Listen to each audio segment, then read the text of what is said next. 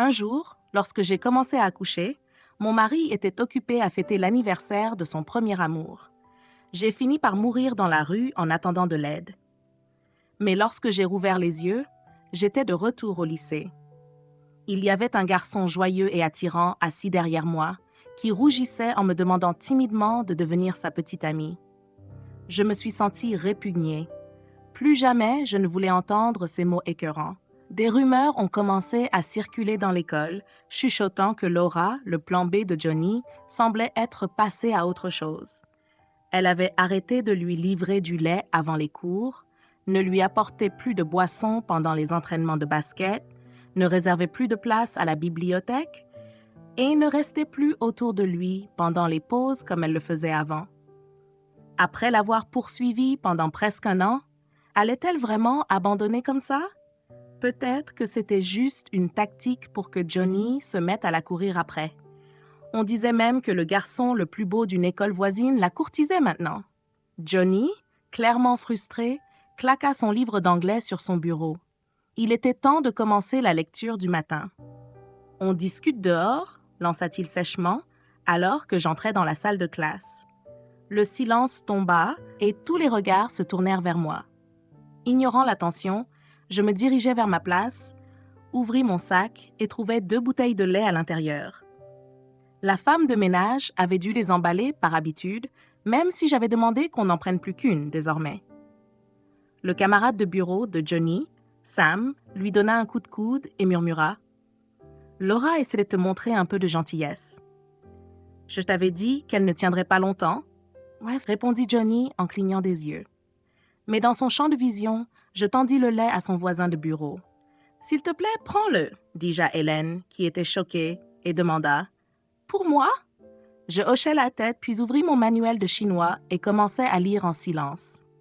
Hélène se pencha, intriguée, et demanda « Laura, pourquoi tu étudies maintenant ?» Je ne levai même pas la tête. Je prévois de passer en classe A le semestre prochain. J'avais délibérément répondu à moins de questions lors du premier examen mensuel pour passer de la classe A à la classe F, uniquement pour être dans la même classe que Johnny. Mais maintenant, je n'avais plus aucune raison de rester dans cette classe. Rien que de penser que le garçon assis derrière moi deviendrait mon mari 9 ans plus tard. Mais, durant ma grossesse difficile avec notre enfant, il se délectait de la tendresse de son premier amour, ce qui avait entraîné la fin prématurée de ma vie et de celle de l'enfant qui portait son sang dans ses veines. Je ne pouvais pas lui pardonner, alors j'avais décidé de mettre fin à cette relation condamnée dès maintenant. À l'heure du déjeuner, Hélène et moi sommes allés à la cafétéria pour prendre de la nourriture. L'oncle de la cafétéria me servit du riz au curry et, avec un sourire, demanda « Qu'est-ce que tu veux commander pour Johnny aujourd'hui? Qu'est-ce qu'il aime? » Je fus stupéfaite. Ma poursuite de Johnny au lycée avait été si intense et audacieuse. J'avais rempli son bureau de lettres d'amour que je lui écrivais et j'avais même osé déclarer mon amour à haute voix sur scène devant tout le monde, malgré les avertissements du directeur. C'est pour ça que même l'oncle de la cafétéria savait ce qu'il aimait manger. Tout le monde savait que j'aimais Johnny. C'était à sens unique. En y repensant maintenant, tout cela semblait ridicule. Je secouai la tête. Je ne lui prendrai rien aujourd'hui. En fait, je ne le ferai plus. Après une pause, j'ajoutais « Je ne le ferai plus à l'avenir. » L'oncle de la cafétéria resta surpris, et alors que je partais avec Hélène, il s'apprêtait à servir le repas, mais s'arrêta en nous voyant partir. Contre toute attente, je croisai Johnny au bout de la file. Nos regards se rencontrèrent. Il semblait perplexe, mais je détournai les yeux sans dire un mot et passai devant lui sans même un dernier regard. Hélène demanda doucement « Laura, qu'est-ce qui t'arrive? Pourquoi ignores-tu soudainement Johnny ?» Assise à la table, je répondis « Rien. Je me dis juste qu'avant, c'était plutôt ennuyeux. Après avoir arrêté de faire de Johnny le centre de mon monde, j'ai réalisé combien de temps libre j'avais. Je pouvais discuter avec les filles des potins de divertissement, partager mes milkshakes à la fraise et mes donuts préférés, faire des bras de fer avec les garçons et voir qui lançait son avion en papier le plus loin. J'avais ressorti les cahiers d'exercices que j'avais jetés dans un coin du bureau auparavant et je les terminais petit à petit. Pendant les pauses, Je nourrissais les chats errants de l'école et leur avais même fabriqué un abri avec de vieux cartons. Sans l'anxiété liée à la vie de lycée, j'ai découvert que la jeunesse était si belle et épanouissante. Les jours passèrent de manière insouciante jusqu'à ce que le jour du match de basket de notre école arrive. Notre professeur principal nous demanda d'aller tous sur le terrain pour encourager nos camarades. Je me souvenais que, dans ma vie précédente, j'avais formé une équipe de pom-pom girls et appris une danse très compliquée, juste pour soutenir l'équipe de Johnny pendant les matchs. Mais à cause d'un malentendu avec mes coéquipières, je suis tombée lourdement par terre, me blessant sérieusement. Au final, l'équipe de Johnny avait remporté le match avec un score élevé. Il y avait des acclamations et des applaudissements tout autour. Ses yeux brillaient de camaraderie et d'honneur, mais je n'existais pas à ses yeux. Cette fois, j'ai pris un congé maladie pour rester seule en classe et mémoriser du vocabulaire anglais. Faire des choses aussi ridicules et insensées, je savais que je ne le referais plus jamais. Hélène, qui était revenue en courant un peu plus tard, m'informa « Johnny n'était pas dans son état normal pendant le match aujourd'hui. Il regardait constamment vers le public comme s'il cherchait quelqu'un. » Elle me regarda ensuite et demanda « Laura, est-ce qu'il te cherchait ?»« Non, » répondis-je calmement, tout en continuant à écrire silencieusement les mots en anglais. Pendant cette période, Johnny affichait clairement ses sentiments. Il semblait me détester. Je ne m'en préoccupais plus, et cela semblait le rendre heureux. Hélène continua à parler des événements sur le terrain, mais je n'étais plus intéressée. Je trouvais une excuse pour aller chercher de l'eau chaude, ne voulant pas interrompre son bavardage. Cependant, dès que je sortis de la classe, je vis quelques personnes se précipiter vers moi. Alors que j'allais m'écarter, Sam, soutenant Johnny, m'appela. « Laura, tu n'as pas un spray pour soulager la douleur et l'inflammation? Donne-le à Johnny, il est blessé. » J'avais effectivement une petite trousse de premiers soins remplie de médicaments importés et rares, particulièrement efficaces contre les contusions et les entorses, que j'avais préparée à cause de la passion de Johnny pour le basket. Mais dans ma vie précédente, il avait gagné le match, alors comment pouvait-il être blessé cette fois-ci? « Laura, qu'est-ce qui ne va pas chez toi? » insista Sam pressé. C'est alors que je remarquai la cheville enflée de Johnny. Sur un ton détaché, je répondis « Elle est périmée. » Je l'ai jetée. Sur ces mots, je pris une tasse et me dirigeai vers la salle d'eau sans accorder un regard de plus. À quoi pensais-je? Pourquoi son état me concernerait-il? La douleur qu'il m'avait causée dans ma vie précédente n'était rien en comparaison. Pourquoi devrais-je avoir pitié de lui? Sam resta bouche bée et je sentis un regard perçant, comme une lame, tenter de me transpercer. Johnny s'absenta de l'école pendant quelques jours à cause de sa blessure.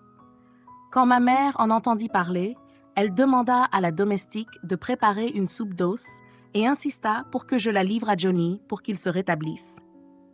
Comme nos familles étaient proches et que Johnny était quelqu'un qu'elle avait vu grandir, elle voulait que je rende visite et m'assure personnellement de son état pour la rassurer. Malgré mes protestations répétées, ma mère insista. Pour m'assurer que je ne fuirais pas en cours de route, elle a demandé au chauffeur de me déposer directement devant la porte de Johnny. À contre-cœur, j'ai porté la soupe de poulet jusqu'à la maison de Johnny. C'était le soir, et les feuilles des myrtes de crêpes au bord de la route bruissaient sous le vent. En serrant davantage mon manteau mince, je suis sortie de la voiture et me suis retrouvée face à un bâtiment blanc de 3 étages. La lumière déclinante du soleil projetait une teinte orange agaçante sur le bâtiment. Je venais souvent ici dans mon enfance et nous avions même vécu ensemble à l'intérieur pendant presque 2 ans. Chaque recoin de cet endroit était empreint de souvenirs de lui et moi. Je l'avais consolé malgré mes propres douleurs, lui promettant de m'aimer toute sa vie et de ne jamais me décevoir. Mais tout n'était que mensonge. Mon cœur semblait se déchirer. Tremblant de douleur, je me suis calmée, puis j'ai ouvert le thermos que je tenais. Le délicieux arôme de la soupe a rempli l'air et, sans réfléchir, je l'ai posé au sol, laissant un chien errant s'en régaler. Une fois le chien repu, je me suis préparée à partir. Mais à peine avais-je tourné les talons que j'ai entendu quelqu'un m'appeler. La voix était jeune et familière, mais je n'ai pas pris la peine de me retourner. Johnny s'est précipité vers moi, tremblant sur sa béquille et manquant de trébucher juste devant moi. Des perles de sueur couvraient son front pâle et il s'efforçait de parler, mais ses mots restaient coincés dans sa gorge. Finalement, il a réussi à dire « Laura, qu'est-ce qui te prend ?» Réprimant l'amertume dans ma gorge, j'ai regardé le garçon devant moi, autrefois si cher à mon cœur, désormais un mélange d'innocence et de fierté. J'ai doucement esquissé un sourire, feignant l'indifférence et l'intrépidité. « Je ne comprends pas ce que tu dis, » ai-je répondu. Sur ces mots, j'ai continué à avancer, mais il s'est dépêché de se placer sur mon chemin, haletant, visiblement en difficulté à chaque pas. « Pourquoi m'ignores-tu » Les yeux de Johnny étaient agités, cherchant désespérément des réponses sur mon visage, mais il n'a jamais compris. Montrant du doigt le récipient de nourriture sur le sol, il a dit « Cette soupe, c'est pour moi, n'est-ce pas? Pourquoi l'as-tu donnée au chien? Tu viens toujours chez moi, malgré mes avertissements, et aujourd'hui, tu n'as même pas monté les escaliers. Je suis blessée depuis des jours et tu ne t'es pas inquiétée une seule fois. Qu'est-ce qui ne va pas chez toi? » Je l'ai interrompu froidement. « N'est-ce pas mieux ainsi? » « Tu m'agaces. » Johnny a été surpris un instant, puis il a lentement hoché la tête. « Je n'aime pas que tu rôdes autour de moi. Je suis plus heureuse quand tu gardes tes distances. » Après avoir dit cela, il m'a fixé à nouveau, avec une pointe de sarcasme. « Laura, mieux vaut que tu ne joues pas à des jeux de désir et d'obsession. Tu sais que je déteste ça. Des jeux? Il n'est pas surprenant que Johnny pense ainsi. Dans ma vie précédente, pour attirer son attention, j'avais effectivement fait beaucoup de choses puériles et ridicules. Bien que j'ai finalement réussi à le faire devenir mon mari, je n'ai jamais obtenu son véritable amour et j'ai même fini par mourir tragiquement dans la rue. Dans cette vie, je ne perdrai plus de temps ni d'émotion sur lui. Tu te surestimes. Je n'ai pas de temps à perdre avec toi. J'ai levé les coins de mes lèvres, ma voix calme. La soupe a été livrée par le chauffeur de ma mère. Tu connais aussi le tempérament de ma mère. Fais semblant de l'avoir mangée. Ne me cause pas d'ennui. Les yeux de Johnny étaient remplis d'incrédulité. Tu me traites comme un chien. J'ai haussé les épaules. Si c'est ce que tu penses, je n'y peux rien. Sur ces mots, je ne lui ai laissé aucune chance de répliquer et je suis simplement partie. Le voir chaque jour en classe était déjà assez pour me mettre mal à l'aise. À cet instant, je voulais juste disparaître au plus vite. Ce que je ne savais pas, c'est qu'à peine avais-je fait quelques pas que la thermos vola soudain dans les airs et s'écrasa au sol. Immédiatement, la voix enragée de Johnny retentit. « Je ne veux pas de ta fichue soupe. » Depuis l'incident de la livraison de soupe, Johnny et moi n'avions plus jamais échangé un mot. Je ne m'impliquais plus dans quoi que ce soit le concernant, ni ne tentais désespérément de me faire bien voir de lui. À la place, je me suis concentrée sur mes études, m'efforçant de retourner en classe A le plus vite possible. Une fois là-bas, je n'aurais plus à le voir tous les jours. 2 ans plus tard, pendant l'examen d'entrée à l'université, je ne resterai pas dans la même ville que lui, à l'observer rompre et se réconcilier avec son premier amour, tiraillé entre la vie et la mort. Je m'enfuirai loin, le plus loin possible, et je ferai en sorte que nos chemins ne se croisent plus jamais dans cette vie. Cependant, le programme du lycée était assez difficile pour moi, alors ma mère m'a engagé un tuteur privé pour m'aider à étudier. Parmi les nombreuses options, j'ai choisi Eric, qui était dans la même promotion et classe que moi, mais en classe A. Lors de l'examen d'entrée au collège, il m'avait surpassé et était entré dans l'école en tant que super élève. Notre première conversation était aussi directe que possible. J'ai dit « Je veux améliorer mes notes le plus vite possible et retourner en classe A ». Il a répondu « Laisse-moi m'en charger ». Je me suis rapprochée d'Eric, rassemblant les questions que je ne comprenais pas, puis allais le voir pendant les pauses pour qu'il m'explique en classe A. Même après l'école, nous allions ensemble dans un fast-food près du lycée pour revoir les problèmes. Avec le temps, une nouvelle rumeur s'est répandue dans l'école. Je suis devenue la fameuse fille de secours qui ne tournait plus autour de Johnny, mais avait changé de cible. Sous prétexte d'étudier, on m'accusait maintenant de harceler le prodige académique. Cela a provoqué l'indignation des fangirls du club de soutien d'Eric. Un jour, après les cours, elles m'ont même coincé derrière le bâtiment des salles de classe. « Laura, reste loin d'Eric. Une fille comme toi n'est pas digne de l'approcher. » Celle qui parlait avait une coupe garçonne, une carrure robuste, des muscles bien développés et était significativement plus grande que moi. Elle semblait être une élève spécialisée en sport de la classe C. Les 3 autres filles derrière elle, bien que moins grandes, avaient aussi des airs intimidants. Rapidement, elles m'ont encerclée, me piégeant au milieu. Je suis restée calme. Eric est mon tuteur privé. Je ne profite de lui d'aucune manière. La fille à la coupe garçonne ricana. Quel tuteur? Ce n'est qu'une excuse pour te rapprocher d'Eric. Laura, tu n'as vraiment aucune honte. Tu as tout fait pour séduire Johnny dans le passé. Et quand tu n'as pas pu avoir Johnny, tu es venu harceler Eric. Franchement, j'ai honte pour toi. Ouais, tu es répugnante. Il ne s'intéressera jamais à une fille volage, toujours à la recherche de romance, et qui ne prend même pas ses études au sérieux. Eric est un bon élève. Si c'est notre best à cause de toi, et que ça affecte son entrée à l'université, tu en prendras la responsabilité? J'étais sans voix. Oui, j'admets que j'avais été un peu obsédée par les histoires de cœur par le passé, mais j'avais changé. J'étais prête à me concentrer sur mes études et ma carrière future.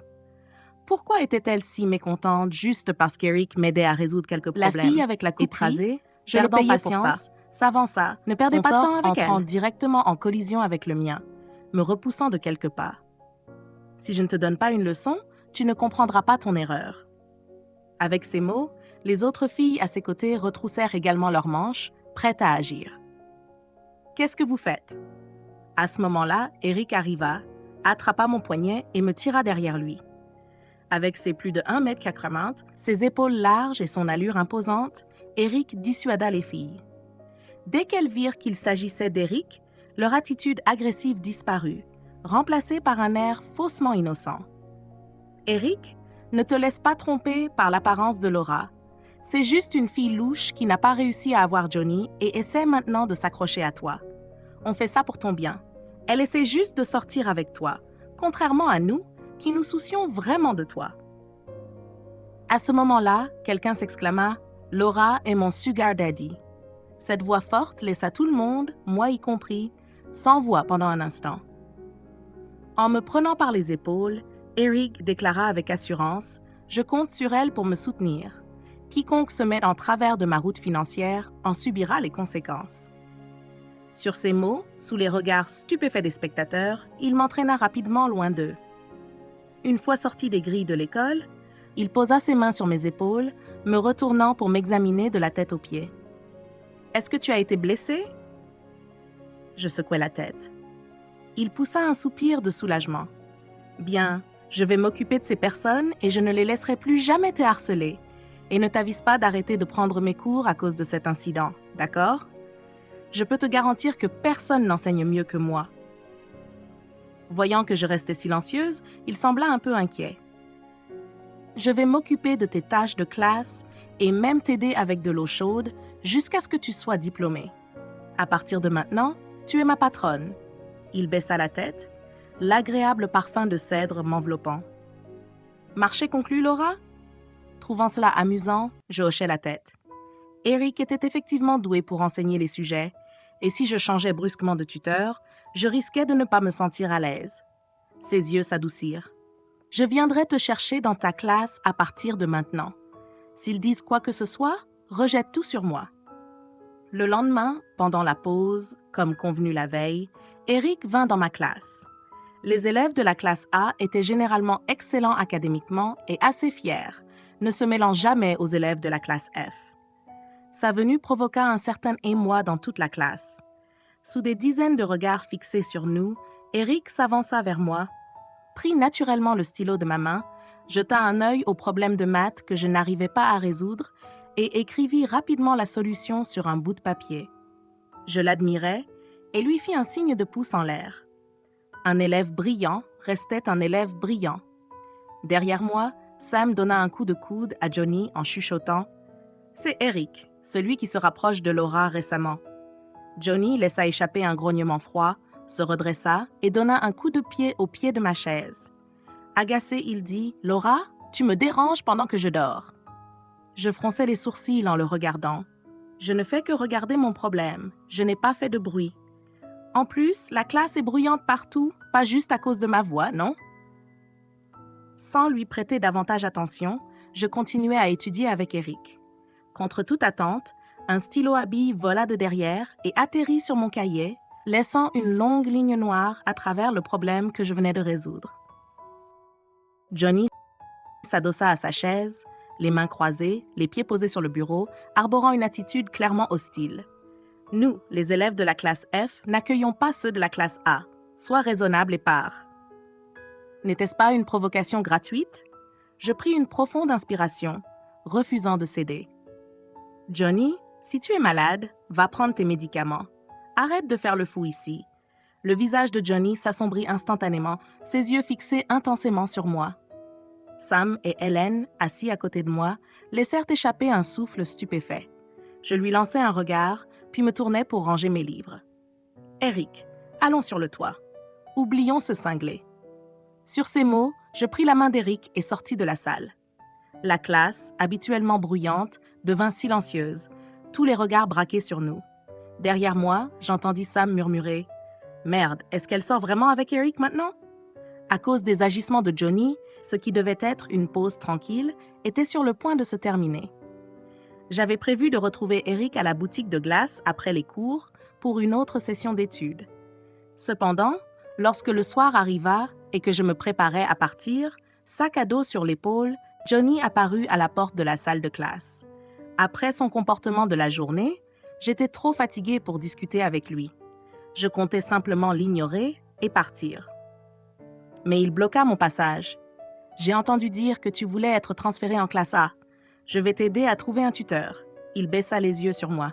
« Le meilleur qui soit. » « Pas besoin. Eric me suffit largement. » Le visage de Johnny s'assombrit encore plus. Serrant les dents, il marmonna.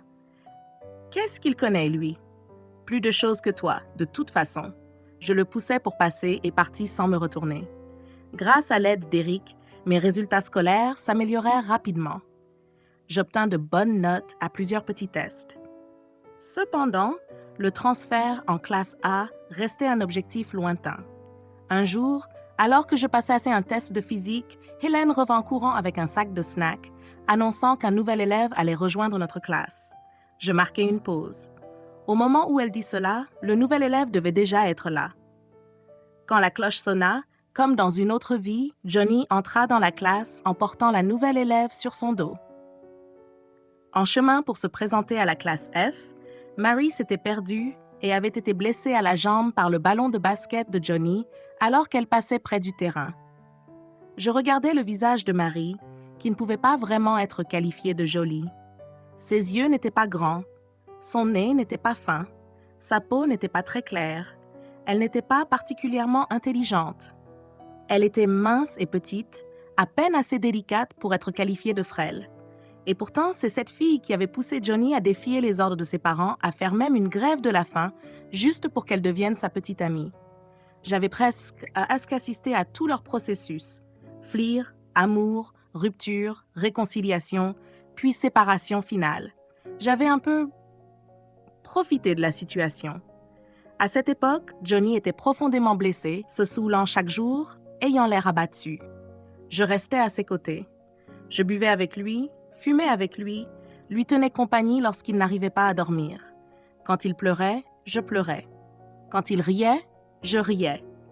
Puis, après une nuit d'ivresse, il m'avait plaqué sur le lit. Au réveil, il resta confus un moment avant de déclarer qu'il voulait m'épouser. Je ris, puis je pleurais. Je pensais que tous les sentiments profonds ne pouvaient pas être trahis.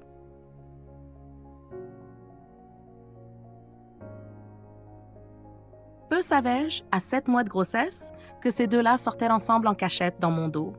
Je n'étais qu'un accessoire dans leur histoire d'amour tourmenté. Le siège de Mary était placé devant le mien. Johnny l'a porté avec soin et l'a installé sur son siège. Elle a levé les yeux, les joues légèrement rouges, et a murmuré un merci. Johnny a secoué la tête, disant qu'il n'y avait pas besoin de remerciements.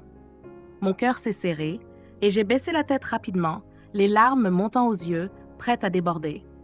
Dans ma vie précédente, j'étais fière et vaniteuse, ne considérant jamais la simple Mary comme une rivale. Mais dans cette vie, je ne voulais qu'une chose, fuir. Après les cours, Eric est venu me voir. « Chef, ton milkshake à la fraise préféré. » C'est ironique, car même si Eric était mon tuteur, logiquement, c'était à moi de lui fournir de bonnes choses à manger ou à boire. Pourtant, il m'achetait toujours toutes sortes de friandises, affirmant que cela améliorait l'efficacité des études. J'ai secoué la tête. « Eric, je veux boire de l'alcool. » Alors, nous sommes allés ensemble au marché nocturne derrière l'école, avons commandé de la bière et des brochettes. Depuis que j'avais décidé de me concentrer sur mes études, chaque rencontre avec Eric était dédiée au travail scolaire. Rarement sortions-nous pour nous détendre. Pendant le repas, aucun de nous ne parlait. Après avoir bien mangé et bu, j'étais presque incapable de tenir debout. Il s'est accroupi pour me porter. Ce n'est pas nécessaire. Pourquoi être poli? J'ai mangé pour avoir la force de te porter. Eric n'a pas hésité et m'a soulevée. « Chef, sois heureuse. La vie est courte. Je vais te gâter. » Et il m'a accompagnée. Si je ne parlais pas, il ne parlait pas. Maintenant, il a enfin dit ces mots. Je me suis allongée sur son dos, les larmes coulant silencieusement. Je ne pouvais parler à personne de mes expériences dans ma vie précédente. Personne ne pouvait comprendre ma douleur. Je voulais haïr quelqu'un, mais dans cette vie, ces personnes n'avaient encore rien fait de mal. Je n'avais aucune raison de haïr. Eric m'a porté tout le long et j'ai pleuré tout le long.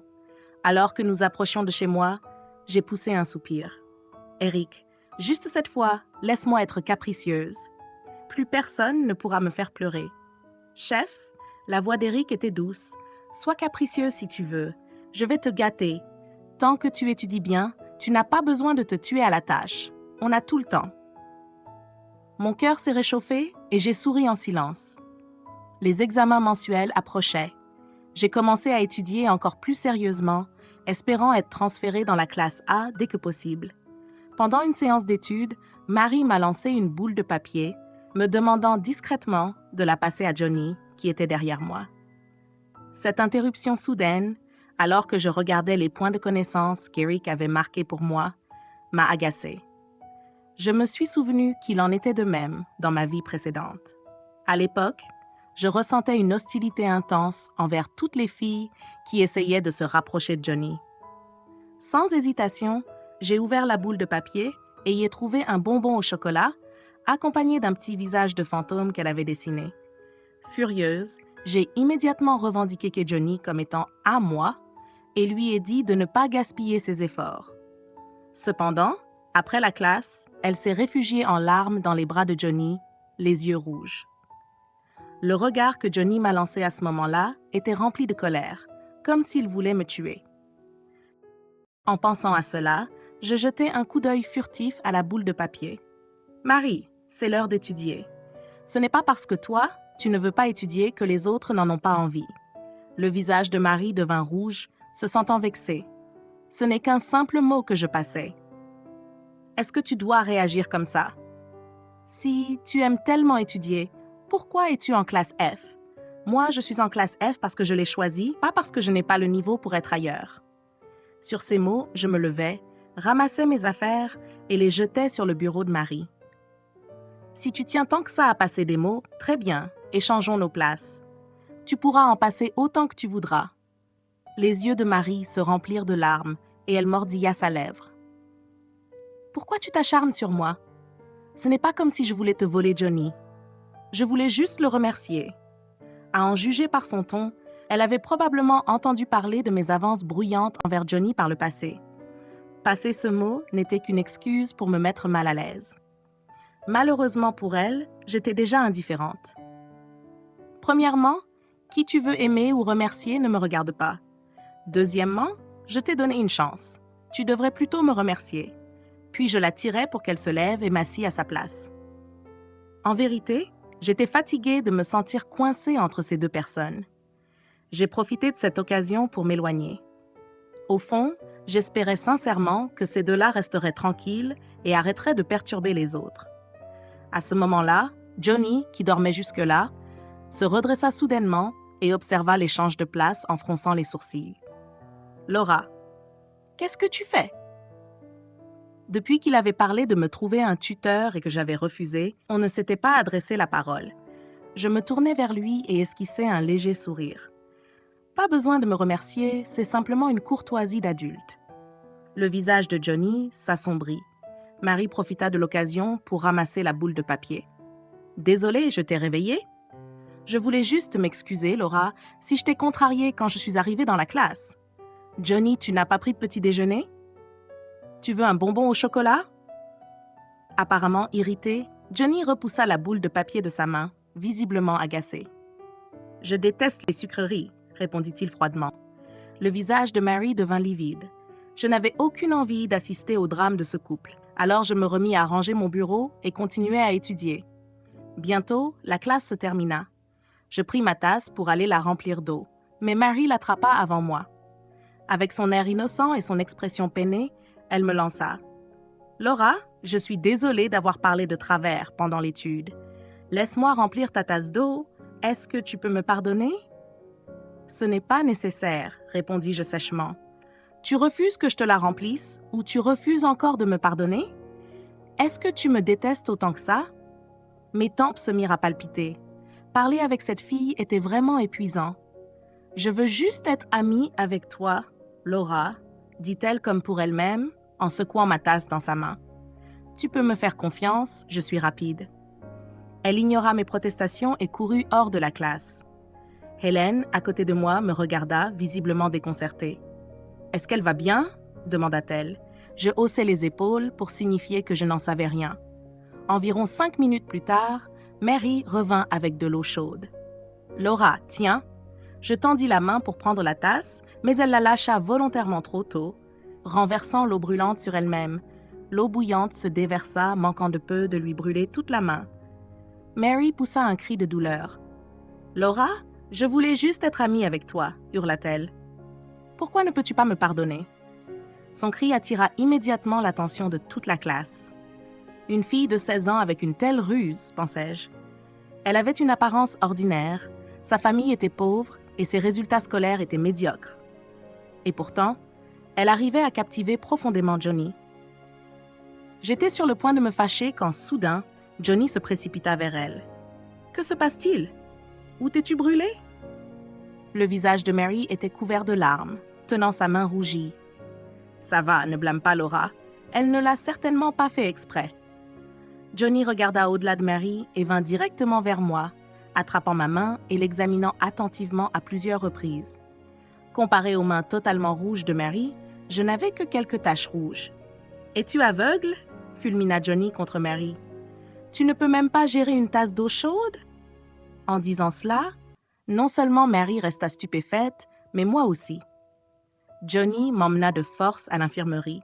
Les mots exacts du médecin furent « Si vous étiez venu plus tard, la blessure aurait guéri. » Johnny toussota légèrement et détourna le regard ailleurs.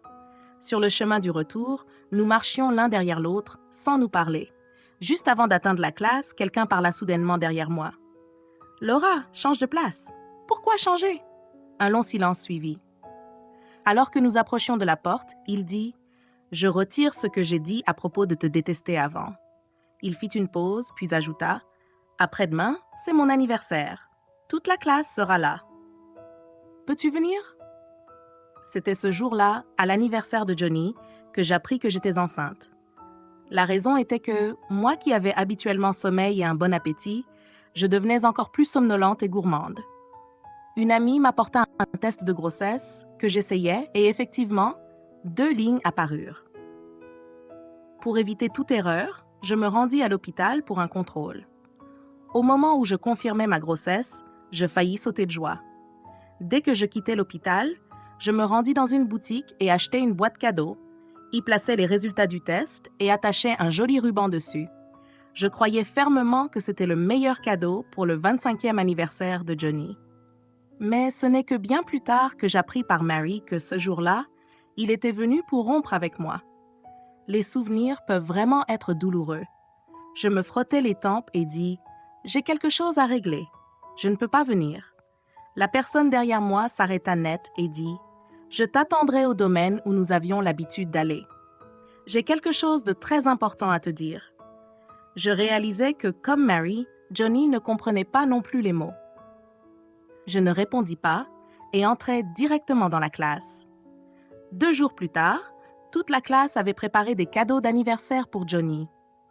Sam avait préparé un ballon de basket, tandis qu'Hélène mit un paquet de nouilles instantanées dans une boîte vide. Avec froideur, elle me dit « Johnny te harcelait tout le temps? Lui donner des nouilles instantanées, c'est suffisant. » Je dirais même que je l'ai bien traité. Je réprimais un sourire, puis me retournai pour voir Mary glisser une écharpe marron dans un sac en papier. Sans logo, elle devait être tricotée à la main. Malheureusement, elle ignorait que Johnny ne portait jamais rien sans marque. J'ai assisté au cours comme d'habitude, pris des notes, fait mes devoirs jusqu'à la fin de la journée d'école. Tout le monde s'est rassemblé pour prendre la voiture spéciale envoyée par la famille de Johnny. Moi, en revanche, j'ai évité la foule et me suis dirigée vers un carrefour désert. J'ai sorti un avion en papier de ma poche et l'ai allumé avec un briquet. Cette fois, j'ai su limiter mes pertes à temps et me concentrer sur ma propre vie. Je m'en sortais bien et l'avenir semblait prometteur. La seule chose que je regrette, c'est cet enfant qui n'a jamais vu le jour. La flamme a rapidement consumé l'avion en papier. Je me suis dit, si un jour j'ai la chance de tomber amoureuse et de me marier, alors sois mon enfant. Je suis plus forte maintenant et cette fois, je te protégerai à tout prix. Je suis rentrée à la maison, me suis glissée dans mon lit et j'ai lu un livre. Dehors, il s'est mis à pleuvoir abondamment et à minuit, Johnny m'a appelé. J'ai éteint mon téléphone directement. Au milieu de la nuit, ma mère est venue me réveiller, disant que Johnny était dans la cour. J'ai jeté un coup d'œil à l'horloge murale. Il était déjà 3 heures du matin. La pluie dehors n'avait pas cessé. Je suis sortie. Il se tenait sous la bruine, les cheveux collés à son visage, ses yeux voilés par une couche d'humidité. La première chose qu'il a dite en me voyant fut « Pourquoi n'es-tu pas venu ?» Je tenais un parapluie, gardais une distance de 5 ou 6 pas et n'avais pas envie de m'approcher. Le parapluie était petit et je ne voulais pas le partager avec lui. Je n'avais jamais dit que je viendrais. Johnny a fermé les yeux, pris une profonde inspiration et dit « Laisse tomber. Ce n'est pas important. » Ouvrant les yeux, il est allé chercher un gâteau dans la voiture et me l'a tendu, disant « Attends que tu souffles les bougies. » Je n'ai pas bougé. L'eau de pluie dégoulinait du bout de ses cheveux et ses lèvres devenaient bleues de froid. Mais je ne ressentais aucune tristesse. Nos regards se sont croisés. Il a vu l'indifférence dans mes yeux, a pincé les lèvres et a soupiré. « Laura, est-ce que je peux considérer cela comme une reddition ?» Mon regard s'est posé sur le gâteau dans ses mains. Autrefois, j'étais toujours la personne la plus occupée le jour de son anniversaire. Choisir des cadeaux, faire des gâteaux à la main, écrire des cartes, décorer la salle. Je n'attendais rien en retour. Je ne voulais même pas souffler les bougies avec lui. Je voulais juste qu'il soit heureux. Je ne comprenais pas pourquoi Johnny, dans cette vie, avait soudainement changé d'attitude et commencé à se soucier de moi. Cela ne m'intéressait plus. « Johnny, tu comprends? Je ne t'aime plus. Je ne me contente pas de ne plus t'aimer. Je ne veux même plus être ton ami. » Quand ces mots sont sortis de ma bouche, Johnny est resté figé sur place. « Quoi? J'ai changé de place avec Mary parce que je voulais garder mes distances avec toi. Je suis allée en classe A parce que je voulais m'éloigner de toi.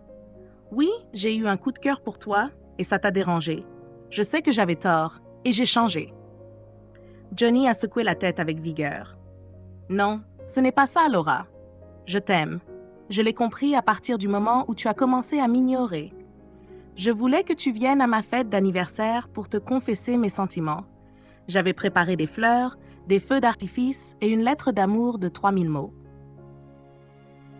C'était trop tard. Ou peut-être étais-je trop rancunière. La douleur endurée laisse des cicatrices profondes. Johnny, c'est fini. Ne nous voyons plus. Nos liens s'arrêtent ici. La pluie tambourinait sur le parapluie pendant que je me retournais froidement vers la maison. Cette fois, j'étais particulièrement avare, pas même prête à partager un parapluie sans valeur avec lui.